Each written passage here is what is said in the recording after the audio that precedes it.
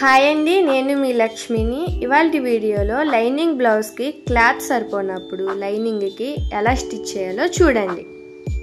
ఇప్పుడు నేను స్టిచ్ చేస్తున్నాను కదా, అలాగా క్లాత్ 4 పీసెస్ ఉండేలా చూసుకొని క్లాత్ని కట్ చేసుకోవాలి. నెక్స్ట్ ఇలాగా జాయిన్ చేసుకోవాలి.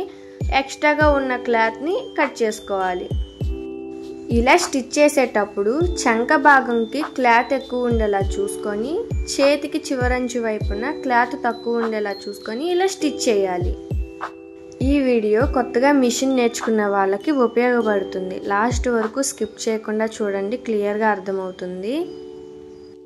ఇలా క్రాస్ ఏమైనా ఉంటే కట్ చేసుకున్నాక ఫోల్డింగ్ దగ్గర స్ట్రైట్గా పట్టుకొని సమానంగా కట్ చేసుకోవాలి. ఇలా కట్ చేసినాక ఇప్పుడే జాగ్రత్తగా స్టిచ్ చేయాలి. చూసారా, పై వైపున క్లాత్ అలా ఉండేలా చూసుకొని ఇటు సైడ్కి ఇలా స్టిచ్ చేయాలి. సేమ్ ఇది ఎలా అయితే స్టిచ్ చేశారో నెక్స్ట్ హ్యాండ్ కూడా అలాగే స్టిచ్ చేయాలి. మిషన్ కొత్తగా నేర్చుకునే వాళ్ళకి చంక భాగం దగ్గర ఇప్పుడు నేను ఎక్కువ పెట్టి స్టిచ్ చేస్తున్నాను కదా, అలా చేయకుండా ఈ క్లాత్ని రివర్స్లో పెట్టి స్టిచ్ చేస్తారు. అదే చూసుకొని క్లియర్గా స్టిచ్ చేయండి. స్టిచ్ చేసేటప్పుడు కూడా ఆ చివరి అంచున కొంచెం పైకి ఉండేలా చూసుకొని స్టిచ్ చేస్తే ఇలా క్రాస్ ఉంటే స్ట్రైట్గా కట్ చేసుకోవచ్చు. క్రాస్గా ఉన్నది ఇలా స్ట్రైట్గా చూసుకొని కట్ చేసుకోవాలి. ఇలా స్టిచ్ చేసినాక ఇలా నీట్గా వస్తుంది. నెక్స్ట్ మెయిన్ ఫ్యాబ్రిక్ మీద స్టిచ్ చేసేటప్పుడు ఫ్యాబ్రిక్ నిండి వైపు పైకి ఉంచేలా ఉంచి దానిపైన లైనింగ్ని నేను చూపించే విధంగా పెట్టి ఒక 1/2 ఇంచ్కి స్టిచ్ చేయాలి.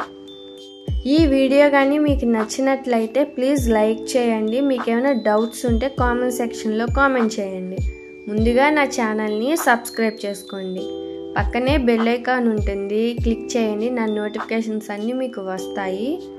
మీరు లైక్ చేయడం వల్ల నా వీడియోస్ ఇంకా కొంతమందికి రీచ్ అవుతాయి, అందుకనే ప్లీజ్ లైక్ చేయండి. మెయిన్ ఫ్యాబ్రిక్ మీద ఇలా స్ట్రైట్గా స్టిచ్ చేయాలి. ఇలా స్టిచ్ చేసేటప్పుడు క్లాత్ ఊరికనే జారిపోతూ ఉంటుంది, కొంచెం జాగ్రత్తగా స్టిచ్ చేయాలి. లూజ్ ఏమీ లేకుండా చూసుకొని స్టిచ్ చేయాలి. నెక్స్ట్ లైనింగ్ నేను మెయిన్ ఫ్యాబ్రిక్ని కలిపి ఇలా స్టిచ్ చేయాలి. నేను పై వైపు నుండి స్టిచ్ చేస్తున్నాను. ఇలా స్టిచ్ చేసేటప్పుడు క్లాత్ని ఇలా జరుపుకుంటా లూజ్ ఏమి లేకుండా చూసుకొని స్టిచ్ చేయాలి. బ్లౌజ్ కుట్టినాక హ్యాండ్కి కింద వైపున లూజ్ ఎందుకు వస్తుందండి? ఎందుకో చెప్పనా, ఇలా స్టిచ్ చేసేటప్పుడు లూజ్గా స్టిచ్ చేస్తే లైనింగ్ షింకిపోయినట్టుగా అయిపోయి మెయిన్ ఫ్యాబ్రిక్ కిందకు వచ్చేస్తుంది. అందుకనే లైనింగ్ స్టిచ్ చేసేటప్పుడు ఇలాగ జాగ్రత్తగా స్టిచ్ చేయాలి.